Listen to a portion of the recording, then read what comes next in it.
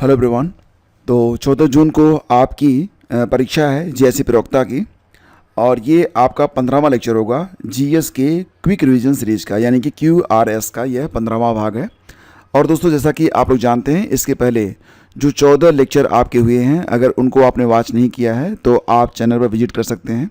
आपकी सुविधा के लिए हमने एक व्हाट्सएप ग्रुप बनाया है, और उस व्हाट्सएप ग्रुप में मैंने दोस्तों आप लोगों के लिए बहुत सारे इंपॉर्टेंट टॉपिक और कुछ स्टडी मटेरियल शेयर किए हुए हैं, जो कि लास्ट टाइम में आपके बहुत काम आ सकते हैं।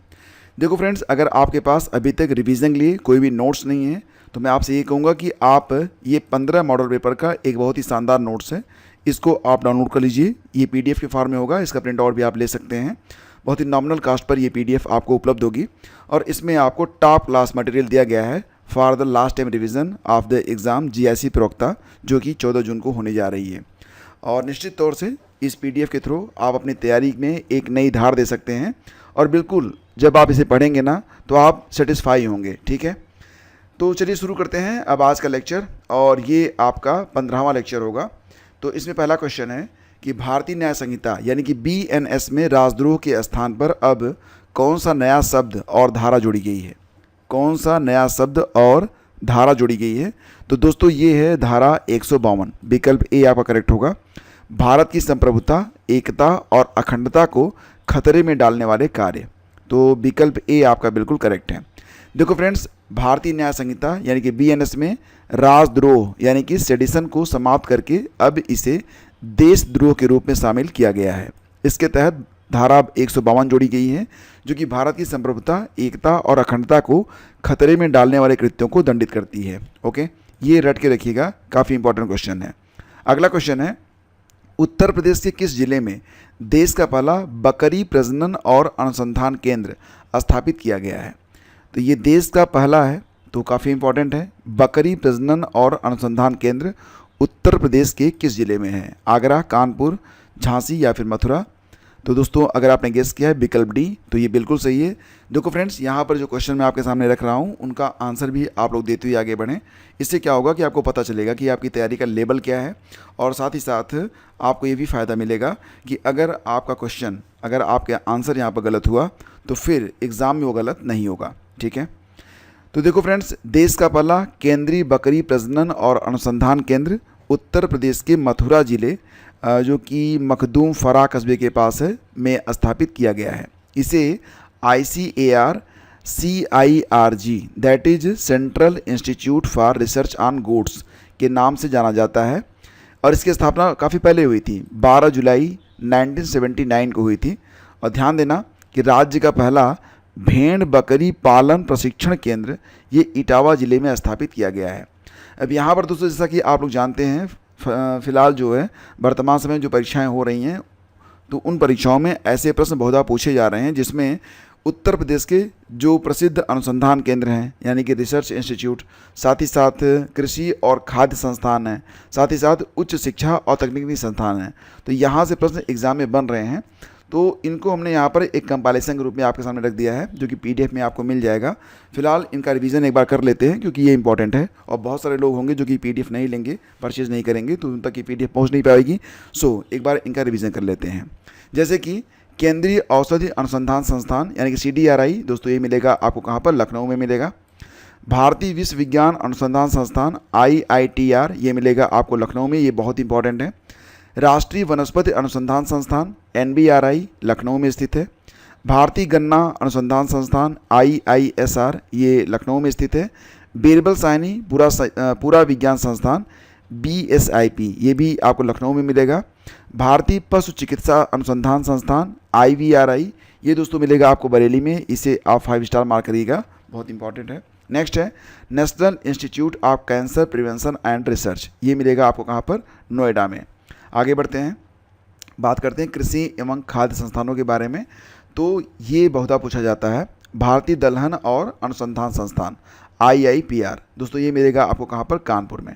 राष्ट्रीय चीनी अनुसंधान संस्थान NSI कानपुर में स्थित है। भारतीय सब्जी अनुसंधान संस्थान IIVR, ये बहुत बार पूछा गया है, ये वाराणसी में स्थित है। केंद्रीय चरागाह एवं चारा अनुसंधान संस्थान IGFRI, ये बहुत ही इंपॉर्टेंट है, बहुत बार पूछा गया है। सो इसे आप रट के रखिएगा, ये मिलेगा आपको झांसी में। केंद्रीय पक्षी अनुसंधान संस्थान CARRI, ये मिलेगा दोस्तों आपको बरेली में, ये भी बहुत इंपॉर्टेंट है। और बकरी अनुसंधान संस्थान कहाँ पर मिलेगा? मथुरा में। ओके, बात करते हैं यहाँ पर देखिए IIT यानी कि भारतीय प्रौद्योगिकी संस्थान उत्तर प्रदेश में कहाँ पर स्थित है? तो कानपुर में स्थित है। भारतीय प्रौद्योगिकी संस्थान IIT BHU, ये वाराणसी में स्थित है। मोतीलाल नेहरू राष्ट्रीय प्रौद्योगिकी संस्थान MNNIT, ये प्रयागराज में है। भारतीय प्रबंधन संस्थान IIM लखनऊ में है। हरकोड बटलर तकनीकी विश्वविद्यालय HBTU, ये कानपुर में है। कई बार यहाँ पर ये प्रश्न बनते हैं एग्जाम में। BHU वाराणसी में, आप जानते ही हैं। AMU अलीगढ़ में है। ठीक है, आगे बढ़ते हैं। अगला क्वेश्चन है, कथक नृत्य की जुगलबंदी मुख्य रूप से किसके बीच होती है? जुगलबंदी का मतलब क्या होता है कि तबला बजता है और उस पर नर्तक अपनी जो है ताल मिलाता है, इसे कहते हैं जुगलबंदी। तो ये तो बिल्कुल क्लियर हो गया कि नर्तक और तबला वादक के बीच में जुगलबंदी होती है। तो ऑप्शन बी आपका यहाँ पर बिल्कुल करेक्ट है। ठीक है, तो दोस्तों अगला क्वेश्चन कि भरतनाट्यम के संदर्भ में अरमंडी मुद्रा का क्या अर्थ है? अरमंडी मुद्रा का अर्थ क्या है भरतनाट्यम के संदर्भ में? तो दोस्तों ये होता है, अरमंडी का मतलब होता है अर्ध बैठने की मुद्रा।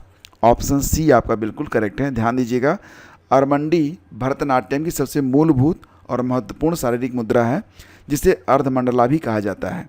कुचिपुड़ी, ये जो कुचिपुड़ी नृत्य होता है ये एक फोक डांस है। इसके बारे में क्वेश्चन है कि कुचिपुड़ी नृत्य की उत्पत्ति किस राज्य में हुई और इसकी मुख्य विशेषता क्या है? तो दोस्तों जो कुचिपुड़ी नृत्य है ना, इसका संबंध है आंध्र प्रदेश से। और इसमें क्या होता है कि जो नर्तकी होती है वो पीतल की थाली पर नृत्य करती है। तो ये बहुत कमाल का नृत्य होता है। ऑप्शन बी इसका बिल्कुल करेक्ट होगा।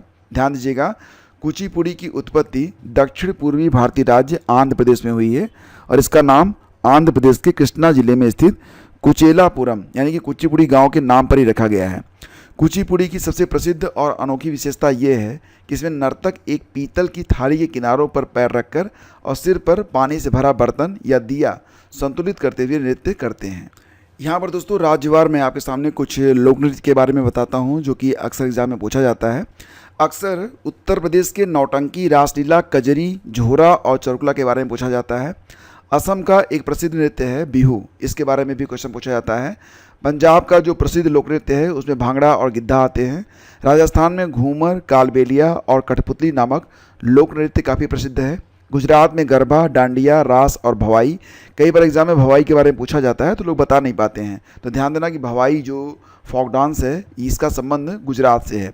इसी प्रकार से महाराष्ट्र में जो प्रसिद्ध लोक नृत्य हैं उसमें लावड़ी है, तमाशा है और कोली है। जम्मू कश्मीर में राउफ और हिकात काफ़ी प्रसिद्ध हैं।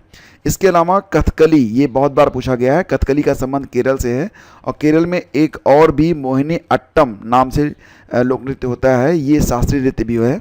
इसके अलावा यक्षगान, ये दोस्तों जो फोक डांस है ये कर्नाटक का है। तमिलनाडु में भरतनाट्यम जो कि एक शास्त्रीय नृत्य भी है। इसके अलावा करगम, करगम कई बार पूछा जा रहा है कि करगम किस राज्य से संबंधित लोक नृत्य है, तो ये दोस्तों इसका संबंध है तमिलनाडु से। पश्चिम बंगाल में छऊ, गंभीरा और जात्रा। आंध्र प्रदेश में कुचिपुड़ी, घंटा और मर्दाला। ओडिशा में ओडिसी शास्त्रीय नृत्य है, घुमरा और छऊ। और मेघालय में लाहो, साथ ही साथ चोंग और खवा, ये दो प्रसिद्ध लोक नृत्य हैं जिनका संबंध नागालैंड से है। इसके अलावा घूमर ये राजस्थान की प्रसिद्ध लोक नृत्य है जो कि भील जनजाति के द्वारा किया जाता है। और बिहू का संबंध कहाँ से है? असम से है। छऊ नृत्य दोस्तों ये उड़ीसा, झारखंड और पश्चिम बंगाल से जुड़ा हुआ एक बहुत प्रसिद्ध मार्शल आर्ट नृत्य है। तो ये जो नृत्य है ना ये बहुत बार पूछे गए हैं, सो इनको आप थोड़ा सा याद रखेंगे। चलिए आगे बढ़ते हैं। अगला क्वेश्चन है, उत्तर प्रदेश में शारदा नहर प्रणाली का निर्माण किस वर्ष किया गया था जो कि राज्य की सबसे लंबी नहर है? देखो दोस्तों जो शारदा नहर है ना ये बनी थी 1920 से 1928 के बीच में। इसको बनाने की शुरुआत 1920 में हुई थी और ये पूरी हुई थी 1928 में। 8 साल में शारदा नहर जो है बनकर कंप्लीट हुई थी। तो ध्यान देना कि यह नहर उत्तर प्रदेश नेपाल सीमा के समीप चंपावत जिले के बनबसा नामक स्थान पर शारदा यानी कि काली नदी से निकाली गई है। मुख्य नहर और इसकी शाखाओं प्रशाखाओं को मिलाकर इसकी कुल लंबाई लगभग 938 किलोमीटर है और विभिन्न स्रोतों के अनुसार कुल लंबाई शाखाओं सहित 12,368 बताई जाती है, लेकिन 938 ये जो है एक रफ आइडिया है और यही जो है अक्सर एग्जाम में पूछा भी जाता है। ठीक है, अगला क्वेश्चन है, फिलहाल ये तो बहुत सरल है, यूपी ट्रिपल एस सी का मुख्यालय कहाँ पर है दोस्तों? तो ये मिलेगा आपको लखनऊ में, और इसका एड्रेस क्या है? तो ये गोमती नगर में मिलेगा आपको, विभूति खंड पिकअप भवन में। ठीक है। अगला क्वेश्चन है, निम्नलिखित में कौन सा लोक नृत्य उत्तर प्रदेश के ब्रज क्षेत्र से संबंधित नहीं है? तो देखो दोस्तों, उत्तर प्रदेश के ब्रज क्षेत्र में अगर देखा जाए तो चरकुला, इसका संबंध ब्रज क्षेत्र से ही है। रासलीला का भी संबंध ब्रज क्षेत्र से है। झूला नृत्य का भी संबंध ब्रज क्षेत्र से ही है।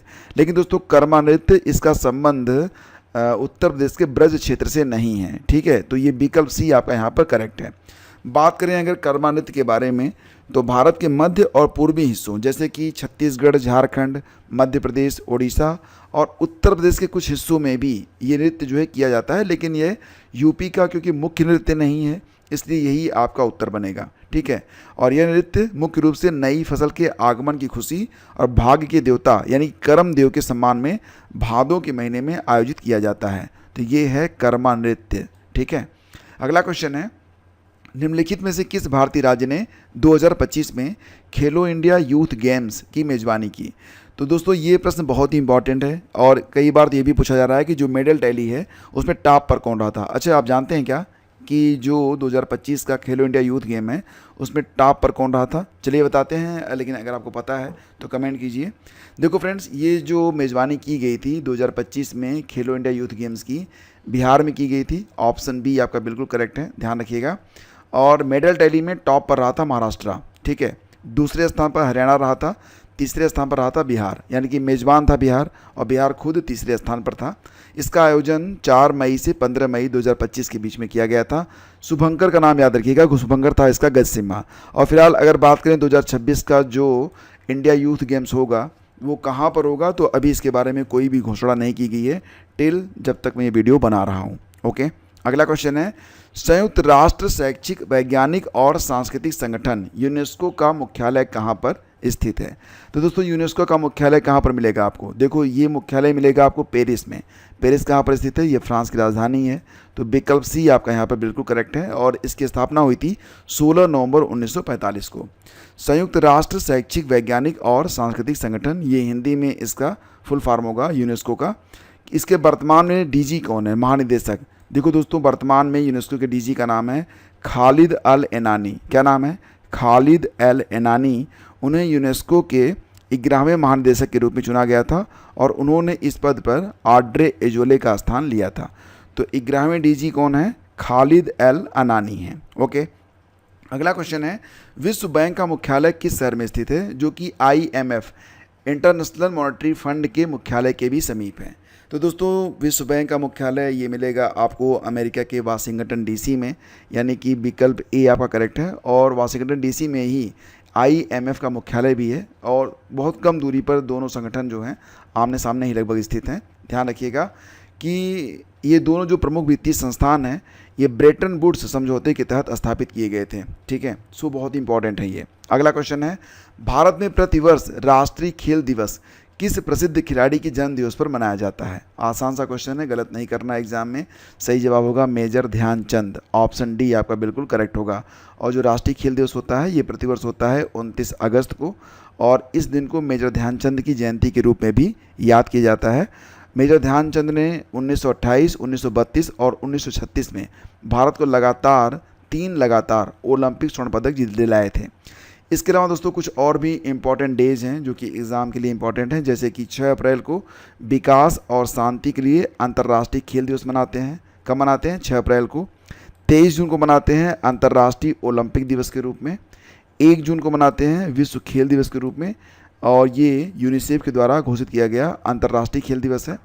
1 मार्च को मनाते हैं विश्व नागरिक सुरक्षा दिवस। तो ये सारे डेट जो हैं थोड़ा सा आप लोग याद रखिएगा। ठीक है। अगला क्वेश्चन है, विश्व ओजोन दिवस प्रतिवर्ष किस तिथि को आयोजित किया जाता है? कल मैंने आपको डिटेल में पढ़ाया था कि जो ओजोन की परत होती है वो कहाँ पर पाई जाती है, वायुमंडल की किस परत में ये पाई जाती है। तो आज प्रश्न है कि विश्व ओजोन दिवस ये कब मनाया जाता है? ये तो बिल्कुल आसान सा है, लेकिन बहुत बार पूछा गया है। 16 सितंबर ही इसका आंसर होगा। इसकी थीम बहुत इंपॉर्टेंट है। थीम आपको याद है क्या? थीम रट के जाइएगा, ठीक है, क्योंकि अभी 2026 वाला 16 सितंबर आया नहीं, और 2025 में जो इसकी थीम थी आप भूल चुके होंगे अगर एग्ज़ाम में आ गया तो तो गलत नहीं होना चाहिए। एग्ज़ाम में आप टिक कर दीजिएगा, विज्ञान से वैश्विक कार्रवाई तक, ये 2025 की थीम है।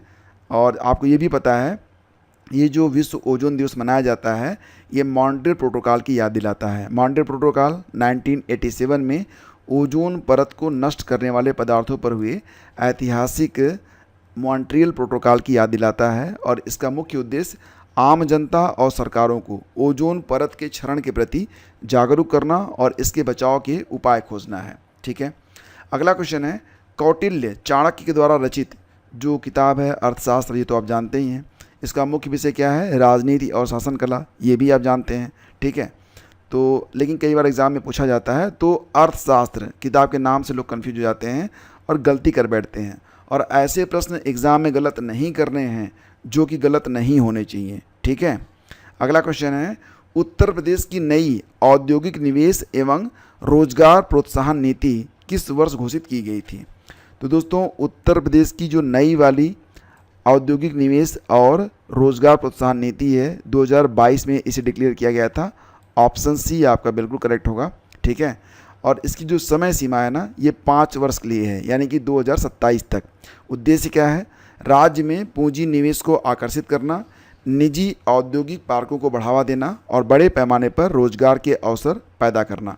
देखो दोस्तों, अगर आपको ये लेक्चर अच्छा लग रहा है और आपको इसकी क्वालिटी पसंद आ रही है, तो प्लीज़ इसे जो है लाइक ज़रूर कीजिएगा, और अपने 5 दोस्तों के बीच दोस्तों इसे शेयर ज़रूर करिएगा। एटलीस्ट अपने व्हाट्सएप स्टेटस पर तो इसे आप लगा ही सकते हैं।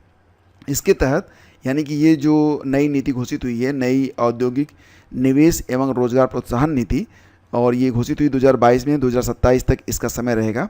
तो इसके तहत पूर्वांचल और बुंदेलखंड जैसे क्षेत्रों में निवेश करने पर विशेष सब्सिडी और वित्तीय लाभ प्रदान किए जाते हैं। ओके, अगला क्वेश्चन है, निम्नलिखित में कौन सा सही मिलान नहीं है? अब देखो यहाँ पर रूस में, मास्को रूस में ही है, और संघाई चीन में ही है, रोम इटली में है, प्रिटोरिया दक्षिण अफ्रीका में है, लेकिन एक सही नहीं है। कौन सा सही नहीं है? आप देखोगे चीन की राजधानी बीजिंग है, ना कि संघाई। ठीक है, बाकी रूस की राजधानी मास्को है, ये इटली की राजधानी रोम है, और दक्षिण अफ्रीका की राजधानी प्रिटोरिया है। तो 3 तो हैं, लेकिन संघाई ये चीन की राजधानी नहीं है, सो ये सही मिलान नहीं है। यहाँ पर अगर बीजिंग होता तो ये सभी जो हैं वो सेम होते। ओके, अगला क्वेश्चन है, निम्नलिखित में कौन सा खिलाड़ी निशानेबाजी से संबंधित नहीं है? अभिनव बिंद्रा, मनु भाकर, पंकज आडवाणी, राज्यवर्धन सिंह राठौर। बताओ इसका आंसर क्या होगा? सरल सा क्वेश्चन है, और दोस्तों इसका आंसर होगा पंकज आडवाणी। इनका संबंध निशानेबाजी से नहीं है, बल्कि पंकज आडवाणी एक जाने माने विश्व प्रसिद्ध भारतीय बिलियर्ड्स और स्नूकर खिलाड़ी हैं। ओके, अगला क्वेश्चन है, उत्तर प्रदेश में आर्टिफिशियल लिम्स मैन्युफैक्चरिंग कॉरपोरेशन यानी कि एलिम्को, ये कहाँ पर स्थित है? दोस्तों, ALIMCO artificial limbs manufacturing corporation, ये मिलेगा आपको कहाँ पर? कानपुर में। विकल्प ए आपका बिल्कुल करेक्ट है। एलिम्को यानी कि भारतीय कृत्रिम अंग निर्माण निगम। ठीक है, और ध्यान रखना कि ये जो भारतीय कृत्रिम अंग निर्माण निगम एलिम्को है, ये एक अनुसूची बी मेनी रत्न श्रेणी द्वितीय केंद्रीय सार्वजनिक क्षेत्र उद्यम भी है। इसको आप रट के रखिएगा। ठीक है, अगला क्वेश्चन है, मॉन्ट्रियल प्रोटोकॉल का मुख्य उद्देश्य क्या है? अब अगर आपने लेक्चर ध्यान से सुना होगा तो इसका उत्तर आप तुरंत ही बता दोगे, और नहीं सुना होगा तो मतलब थोड़ा सा फोकस करो। ठीक है, तो मॉन्ट्रियल प्रोटोकॉल दोस्तों आपको पता ही है कि ओजोन परत के क्षरण को रोकने वाले पदार्थों को कम करने के लिए ये जो प्रोटोकॉल था, इसका आयोजन किया गया था। कब किया गया था? चलो फटाफट बताओ, अभी मैंने आपको बताया है। ठीक है, तो मॉन्ट्रियल प्रोटोकॉल का मुख्य उद्देश्य क्या है? पृथ्वी की ओजोन परत को नुकसान पहुँचाने वाले रसायनों जो कि ओजोन क्षयकारी पदार्थ हैं, जैसे CFCs, क्लोरोफ्लोरोकार्बन, हैलोन और कार्बन टेट्राक्लोराइड के उत्पादन और उपयोग को चरणबद्ध तरीके से समाप्त करना। यह संधि कब हुई थी? 16 सितंबर 1987 को। ओके, अगला क्वेश्चन है, दुधवा राष्ट्रीय उद्यान ये उत्तर प्रदेश के किस जिले में स्थित है जो कि अपनी जैव विविधता के लिए प्रसिद्ध है? सही आंसर इसका होगा लखीमपुर खीरी। ये तो बिल्कुल आपका गलत नहीं होना चाहिए। ठीक है, अगला क्वेश्चन है, अब यहाँ पर देखिए, कानूनी सुधार और उनकी विशेषताओं का मिलान करना था। 1909 का जो अधिनियम था दोस्तों, ये था आपका मार्ले मिंटो सुधार। ठीक है, इसे जो है मार्ले मिंटो सुधार के नाम से भी जाना जाता है, और यहीं पर पृथक निर्वाचन मंडल सांप्रदायिक आधार पर मुसलमानों को यहाँ पर पृथक निर्वाचन का अधिकार प्रदान किया गया था। 1909 का अधिनियम। 1919 का अधिनियम जिसे आप क्या किस नाम जानते हैं? मॉन्टेग्यू चम्सफोर्ड सुधार। तो प्रांतों में द्वैध शासन इसी के अंतर्गत लागू किया गया था, डायरची। रोलेट एक्ट, जिसे काला कानून भी कहा जाता है, बिना वकील बिना अपील का कानून, और हंटर कमेटी, जलियांवाला बाग जो हत्याकांड हुआ था उसकी जांच के लिए गठित की गई थी। तो सही से जो आपका मिल रहा है 1 2 3 4 वाला जो विकल्प होगा यही सही होगा, 1 2 3 4, यानी कि ऑप्शन सी आपका बिल्कुल करेक्ट है। ठीक है। और रोलेट एक्ट दोस्तों कब आया था, तो इसे 18 मार्च 1919 को लॉन्च किया गया था। और हंटर कमेटी, आपको पता ही होगा कि जलियांवाला बाग हत्याकांड कब हुआ था, 13 अप्रैल 1919 को, तो उसी की जांच के लिए ये कमेटी बनाई गई थी। ओके। अगला क्वेश्चन है, उत्तर प्रदेश पुलिस की विशेष कार्यबल एसटीएफ का गठन किस वर्ष किया गया था। तो दोस्तों एसटीएफ का जो गठन हुआ था ये कब किया गया था, तो 1998 में, 1998 में। ठीक है। और ये एसटीएफ गठन क्यों किया गया था, दोस्तों आपको याद होगा कि एक चर्चित माफिया था और उसका अंत हो गया है फिलहाल, श्री प्रकाश शुक्ला। ठीक है। तो कुख्यात अपराधी और माफिया श्री प्रकाश शुक्ला पर शिकंजा कसने के लिए विशेष पुलिस बल की आवश्यकता महसूस की गई थी और इसके बाद इसका गठन 4 मई 1998 को किया गया था। इसका मुख्य उद्देश्य था कि उत्तर प्रदेश राज्य में संगठित अपराध, माफिया गिरोहों और आतंकवाद का खात्मा करना। और उस समय मुख्यमंत्री कौन थे, तो कल्याण सिंह थे। ठीक है। और उन्हीं के निर्देश पर यूपी पुलिस के तत्कालीन एडीजी जो थे, क्या नाम था उनका, अजय राज शर्मा के द्वारा इसे बनाया गया था। मुख्यालय इसका कहाँ पर है, तो लखनऊ में स्थित है। ठीक है। अगला क्वेश्चन है कि global AI brain race 2026 report के अनुसार आर्टिफिशियल इंटेलिजेंस के क्षेत्र में भारत को कौन सा स्थान प्राप्त हुआ है। Global AI brain race 2026 report के अनुसार आर्टिफिशियल इंटेलिजेंस के क्षेत्र में भारत को 6ठा स्थान मिला है, तो विकल्प सी आपका यहाँ पर सही है। ठीक है। तो इस सूची में टॉप पर कौन है, टॉप पर है दोस्तों अमेरिका, संयुक्त राज्य अमेरिका पहले स्थान पर, चीन दूसरे स्थान पर है, सिंगापुर तीसरे स्थान पर है।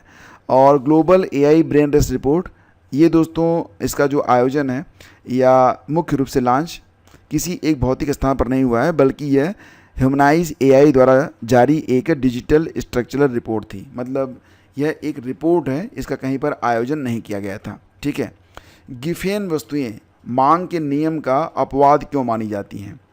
दोस्तों देखो, ये जो गिफेन गुड्स होते हैं ना, क्या होता है कि अगर महंगाई बढ़ जाती है तो इनकी मांग भी बढ़ जाती है, और अगर महंगाई कम हो जाती है तो इनकी मांग भी कम हो जाती है, इसीलिए इन्हें कहते हैं गिफेन वस्तुएं। तो मतलब ये है कि मूल्य घटने पर इनकी मांग बढ़ जाती है, मूल्य बढ़ने पर इनकी मांग बढ़ जाती है। जी हाँ, विकल्प बी आपका करेक्ट होगा। ठीक है। मूल्य घटने पर इनकी मांग कम हो जाती है, ये उल्टा ही चलता है। ठीक है।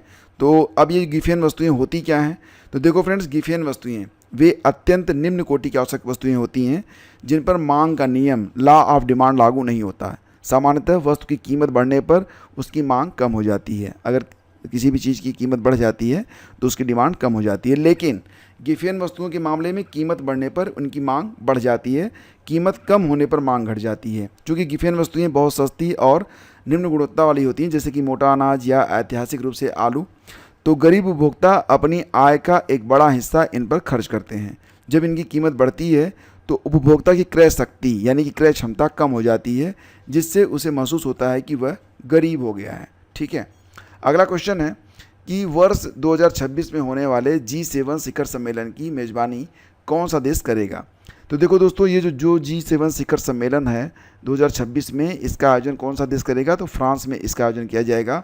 ऑप्शन सी आपका बिल्कुल करेक्ट है। तो ये सम्मेलन फ्रांस के एवियन लेस बैन्स शहर में 15 से 17 जून के बीच में आयोजित हो रहा है। और आपको पता ही है कि G7 में 7 प्रमुख देश हैं। कौन कौन से, Canada, France, Germany, Italy, Japan, UK और अमेरिका। साथ ही यूरोपीय संघ भी इसका प्रतिनिधित्व करता है। ठीक है। अगला क्वेश्चन है, मुद्रास्फीति के दौरान मुद्रा की क्रय शक्ति परचेजिंग पावर पर क्या असर होता है। तो दोस्तों, जब मुद्रास्फीति बढ़ती है तो क्या होता है कि जो परचेजिंग पावर है वो कम हो जाती है, यानी कि मुद्रा की जो वैल्यू है वो घटती है। तो विकल्प बी आपका यहाँ पर बिल्कुल करेक्ट है।